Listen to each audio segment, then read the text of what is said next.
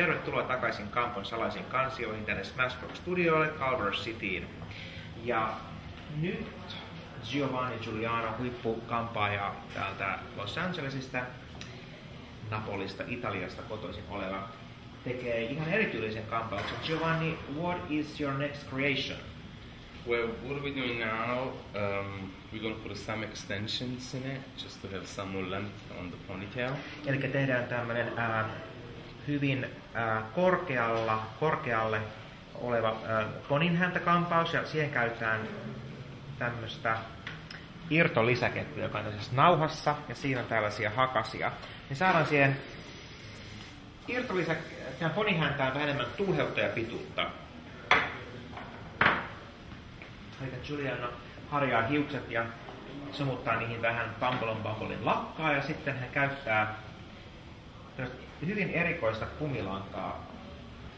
Korkea ponihäntäkampaus on hyvin trendikäs myös keväällä, ja tosiaan jos sulla on hyvinkin ohuet hiukset, niin kierrätät sen ponihännän ympärille irtohiusta, joka on tehty siis oikeasta hiuksista mieluummin, koska nailonhiuksinen näyttää liian keinotekoiselle ja liian kiiltävälle, niin tämä oikeasta hiuksista tehty irtolisäkenauha näyttää aina luonnollisemmalta vaihtoehdolta.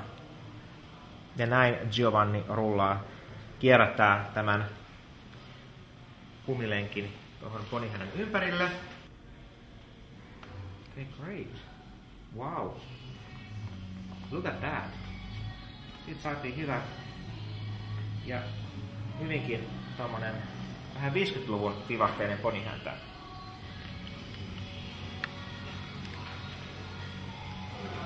Ja sitten toinen vielä tämmönen elastinen kumilenkki, jossa on tämmöiset päkäset näissä molemmissa päissä, niin saadaan se kiinnitettyä paremmin.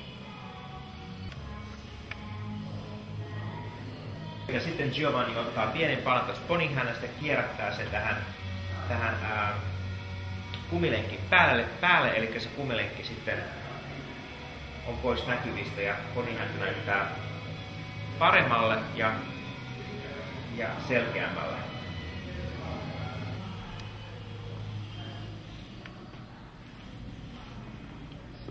Oh, it's very beautiful. Thank you, Giovanni. Grazie mille.